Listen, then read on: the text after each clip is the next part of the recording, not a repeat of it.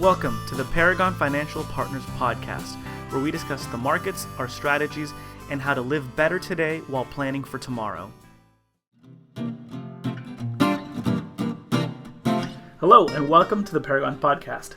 I'm Elean Mendoza, and I'm here with Evan Shorten, the firm's founder and principal. Hello, and thank you for tuning in. I hope everyone is doing well and doing their best to stay healthy. I know the last few days have gotten tough on everybody as empty grocery stores have become a reality. With that said, we're trying to help our clients as much as possible by helping them obtain groceries and other necessities. For our clients listening to the podcast, please don't hesitate to reach out to us if you need help with groceries or daily use items. We'll do our best to help out. So in today's episode, we're going to discuss a bit of some of the realities we may be facing now that the U.S. has officially reacted to the coronavirus. There's a lot going on, and we hope this episode brings some additional information to you. So let's break this episode down into a couple key discussion points: taking care of yourself, retail closures, the economy, and markets. I know you've heard a lot of information with regards to protecting yourself from the virus, but it's worth repeating again. The CDC heavily stresses the best way to prevent illness is to avoid being exposed to the virus. In other words, you should limit how often you are leaving your home, limit or avoid being in large groups, and keep about a 6-foot distance from other people if you do go out. In addition, make sure to avoid touching your eyes, nose, and mouth with unwashed hands. Wash your hands often for at least 20 seconds whenever you go out into a public place, or use a hand sanitizer that contains at least 60% alcohol. And remember, if you're in the category of a higher risk person, it's important to stay home and self-quarantine yourself for the time being. People who are considered high risk are older adults, pregnant women, and people with asthma or lung disease. With respects to the second discussion points of retail closures, it's important to plan ahead. Fortunately, grocery stores are still open and many restaurants are open for pickup and takeout.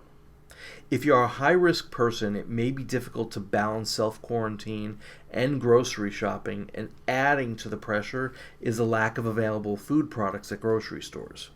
With that, most grocery stores restock overnight and have some available products in the first couple of hours of the day. If you're an older person, call your local grocery store to see if they have senior shopping hours. Most of the major grocery stores are providing time for seniors to shop without having to fight through long lines and crowds. Typically, senior hours is during the first and second hour of business. So you have to get there early. Also, there are delivery services that are available, and typically you would have to order about a week in advance at this point. So please plan ahead and place an order. For our clients who live in the Los Angeles area, if you're having trouble getting to a grocery store, please feel free to give us a call and we can coordinate a time to bring groceries to you. Okay, so with a lot of retail closures taking place, it's probably a good segue to discuss what the coronavirus means to the economy. Yes, so we probably have to have a tough discussion about this.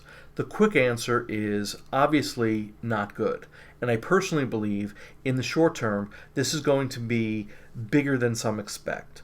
The likelihood of us hitting a recession is great. The real question is how deep. Ultimately, due to COVID-19, there is a big demand shock. Jobless claims, which are starting to mount, will be very telling, and hopefully the quick response from the Federal Reserve with ample liquidity and the steps from the U.S. Treasury will prevent the economy from being in a recession more than a few quarters.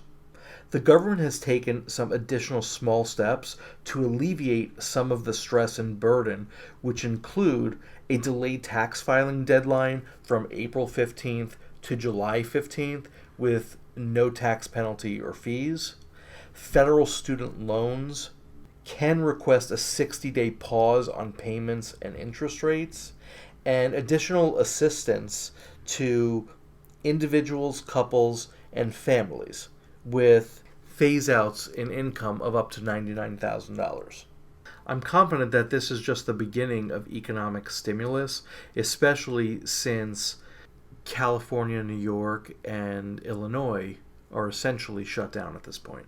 Okay, so deteriorating economic conditions don't bode well for equity markets. What are your thoughts on that? Well, I've told many clients we're still at the beginning stages of the coronavirus and the policy responses that may result from it. In other words, there's a lot of uncertainty in the world, and the markets hate uncertainty. Essentially, markets will try to price the value of a company via its share price based on growth potential, balance sheets, economic activity, health of the economy, etc. But at the moment, there's no way to price the value of a company. For example, how do we value a company that may receive a government bailout without knowing how much the bailout will be and what the terms of the bailout may be? Not to pick on any one company, but how do you value the price of Apple after they close their retail locations for 2 weeks and may have to keep those locations closed even longer? At the moment, the market has no way of accurately making projections for future businesses or production.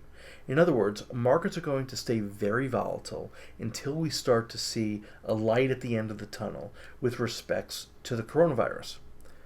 What's also very important to keep in mind is that volatility breeds opportunity, and timing the market doesn't work consistently. Please keep your long-term investment plans in place. Let's continue to review your plans, rebalance your portfolio, and know we are here managing your portfolios. Okay, now it's also important to keep in mind that it's not the end of the world, and we totally understand that it feels like it at this point. I know this is not the most uplifting episode, but eventually there will be resolution to all this, and we will come out of this. It's important to keep your health as your number one priority, and while it's difficult, don't focus too much on the markets. We'll keep posting and communicating as the weeks go on. Yes, please focus on maintaining your health during this time. I also want to thank you for tuning into the podcast and highly recommend that you subscribe to our email alerts by signing up on our homepage at paragonfinancialpartners.com. Please subscribe to the podcast as well through the Apple Podcast app, Stitcher Radio, or YouTube. Please forward this podcast to anybody that you think might benefit from hearing it. Thank you again. Stay safe and healthy. Paragon Financial Partners, Inc. is a registered SEC investment advisor.